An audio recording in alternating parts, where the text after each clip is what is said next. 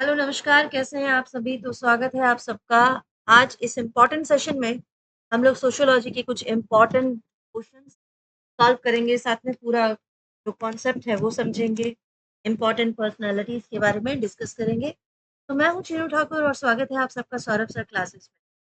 Class start करने से पहले एक इन्फॉर्मेशन आपके साथ शेयर करती हूँ कि यदि आप चैनल के साथ जुड़ना चाहें तो यहाँ पर doctor Saurabh sir classes this is our Telegram channel, you can connect with this. ठीक है, यहाँ पर आप ज्वाइन कर सकते हैं और इस चैनल पर जितने भी मॉक टेस्ट आते हैं, इंपॉर्टेंट इंफॉर्मेशन पेपर से रिलेटेड होते हैं और पूरा इंडिया में जितने भी गवर्नमेंट एग्जामिनेशंस होते हैं सभी पर इस चैनल पर डिस्कस होता है, पेपर सॉल्यूशन होता है, क्रैश कोर्सेज अवेलेबल हैं। तो हर तरह की क्वेरी के लिए नंबर भी है, this is our WhatsApp number, even the contact number. अगर आप जुड़ना चाहें तो कॉन्टैक्ट कर सकते हैं। तो आज का जो सोशियोलॉजी का एग्जामिनेशन है, ये एग्जामिनेशन आईआईटी रुड़की में अभी हुआ था 2025 में। 2025 का एग्जामिनेशन है। इसको सॉल्यूशन मैं आपको इसके साथ शेयर कर रही हूँ ताकि अगर अपकमिंग स्टूडेंट्स प्रिपरेशंस कर रहे होंगे 2026 के लिए तो बहुत हेल्प होने वाली है। Because I am not going to tell you the answer only, but I will be discussing all the important author or books or whatever their information connected with the question, तो सब कुछ हम लोग discuss करेंगे। तो इससे पहले मैं ऑलरेडी वीडियो आपके साथ शेयर कर चुकी हूँ। इस पेपर में सिर्फ यही जो कॉन्सेप्ट है मैं आपके साथ डिस्कस करूँ यही नहीं, इसके अलावा बहुत सारे ऑप्शंस थे जो एप्टीट्यूड से रिलेटेड है, आपके डीआई से रिलेटेड है। तो वो क्वेश्चंस जो रीजनिंग के भी कुछ क्वेश्चंस हैं, सारे क्वेश्चन डिस्कस करेंगे, बट पहले आपके साथ कुछ इंपॉर्टेंट क्वेश्चन जो कोर कॉन्सेप्ट्स हैं वो क्लियर करते हैं।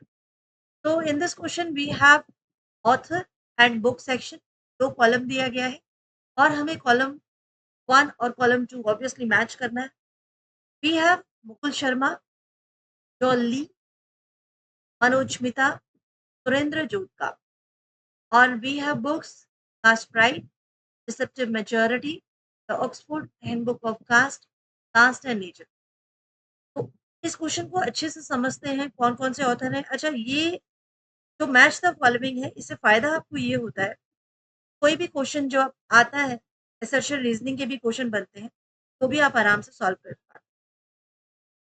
अगर मुकुल शर्मा की मैं बात करूं, मुकुल शर्मा ने जो लिखा है जो बुक, ठीक है, जो बुक लिखा है वो है caste and nature. Caste and nature, इस किताब में उन्होंने कास्ट और एनवायरनमेंट से संबंधित जितने भी इम्पोर्टेंट पॉइंट्स हो सकते थे, इम्पोर्टेंट बातें हो सकती थी, वो सब कुछ मेंशन की है। तो this is really a very nice book, अगर मौका मिले तो जरूर पढ़िएगा। जोएल ली जो है वो डिसेप्टिव मेजॉरिटी लिखते हैं, ठीक है, जिसमें उन्होंने सोशल इश्यूज जितने भी इंडिया में हैं या बाहर भी हो सकते हैं, और स्पेशली जो कास्ट आइडेंटिटी से जुड़े हुए हमारे भ्रम हैं, उन सब से रिलेटेड बातों को यहाँ पर उजागर किया और बहुत कुछ इन्फॉर्मेशन भी दी है। मनोज मित साहब की अगर मैं बात करूँ तो इन्होंने लिखा है कास्ट प्राइड। कास्ट प्राइड लिखा है इन्होंने, इसमें उन्होंने इंडियन सोसाइटी में कास्ट से रिलेटेड जो हिस्टोरिकल और लीगल पहलू हैं उन पर चर्चा की है। सुरेंद्र जोतका जी की अगर बात की जाए तो इन्होंने लिखा है Oxford, the Oxford handbook of caste. यहाँ पर उन्होंने और भी डिफरेंट डिफरेंट एस्पेक्ट्स जो हैं उनको कवर किया। एकेडमिक बुक से अगर मैं कहूँ तो ये बहुत ज़्यादा महत्वपूर्ण है, ऑक्सफोर्ड हैंडबुक ऑफ कास्ट। बहुत सारे कॉलेजेस में एक एकेडमिक बुक भी मानी गई है। तो अगर अब सही आंसर चेक किया जाए, M4, ठीक है, देखिए यहाँ दो ऑप्शन में दिया गया है, इनमें नहीं है तो ये तो पहले एलिमिनेट कर दिया करो। अगर इनमें से एक भी याद है के बेस पे भी क्वेश्चन सॉल्व हो सकता है, अदरवाइज दो बुक तो कम से कम होनी चाहिए। तो M4N2, अच्छा ठीक है, यहाँ आंसर मिल गया, ठीक है, M4N2O1 एंड P3। ओके, चलिए बढ़ते हैं अगले क्वेश्चन की तरफ। Next question is which one of the following is defined by M.N. Srinivas as the change brought about in Indian society and culture as a result of our 150 years of British rule? Very important question, okay. तो वो कौन सा word है जो define किया है M N Srinivas जी ने, colonization, संस्कृतियाइजेशन, Brahmani ब्रह्माणीजेशन and westernisation. कुछ कुछ वर्ड तो वाकई कभी कभी मेरे भी स्लिप कर जाता है, ठीक है। तो यहाँ पर इस सवाल में एम एन श्रीनिवास जी ने भारतीय समाज और संस्कृति में ब्रिटिश शासन के जो 150 ईयर्स गुजरे, उसका क्या इफेक्ट है, उसको कैसे परिभाषित किया है। अगर मैं कोलोनाइजेशन की बात करूं तो होता क्या है कोलोनाइजेशन, जब कोई शक्तिशाली देश या जो अपने आप को शक्तिशाली समझता है, ठीक है, वो किसी भी अपने संसाधन के लिए या किसी भी अपनी रिक्वायरमेंट के लिए किसी और देश को अपने कंट्रोल में कर लेता है, ठीक है, वहां से अपने संसाधनों की आपूर्ति करता है, तो हम उसे ही कॉलोनाइजेशन कहते हैं, वहां कॉलोनी बना लेता है, ठीक है। दूसरा वर्ड है संस्कृति, संस्कृतिकरण या संस्कृतिसेशन। इसका क्या मतलब हुआ, ये कैसा प्रोसेस है, कैसी प्रक्रिया है जिसमें जो निचली जातियां होती हैं वो ऊंची जाति की परंपराएं, भाषा और रीति रिवाजों को अपनाने की कोशिश करती है, ठीक है।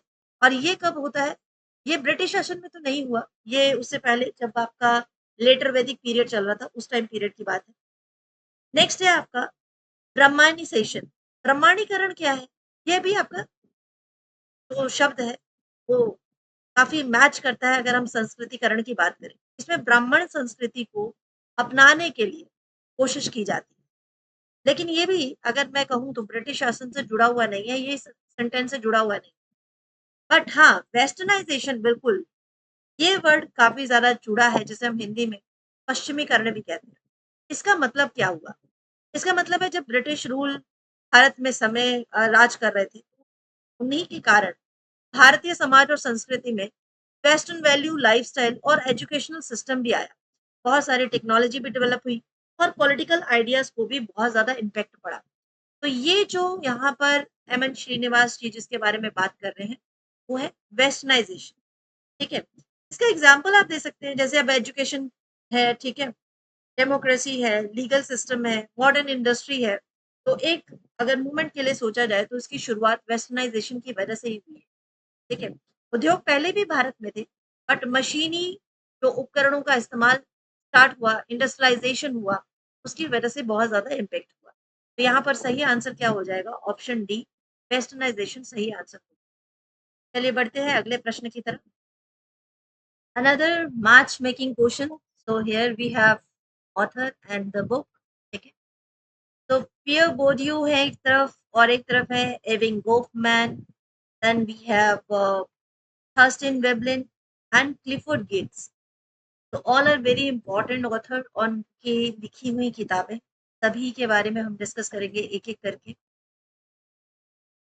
सोशियोलॉजी में ये बहुत इंपॉर्टेंट है और मुझे ये बेस्ट पार्ट लगता है कि जब मैं इंपॉर्टेंट बुक्स के बारे में आपके साथ डिस्कस करती हूँ तो वो सारे बुक्स मुझे ऐसा लगता है कि सभी को पढ़नी चाहिए, नॉट ओनली सोशियोलॉजी सब्जेक्ट जो स्टूडेंट्स हैं, not taking by the sociology subjects as well, but सबको, ठीक है। केरी बोर्डन जो है बोरियो जो है वो लिखते हैं a social critique of judgement of taste, so L match with four. इस किताब में उन्होंने कल्चरल कैपिटल और टेस्ट के बारे में बहुत कुछ बताया। वे बताते हैं कि ये जो समाज है वो कैसे बनता है और कैसे सामाजिक जो वर्ग हैं वो इससे इफेक्ट करते हैं। एरविंग गॉफमैन की बारे में बात करें, इन्होंने लिखा है the presentation of self in everyday life.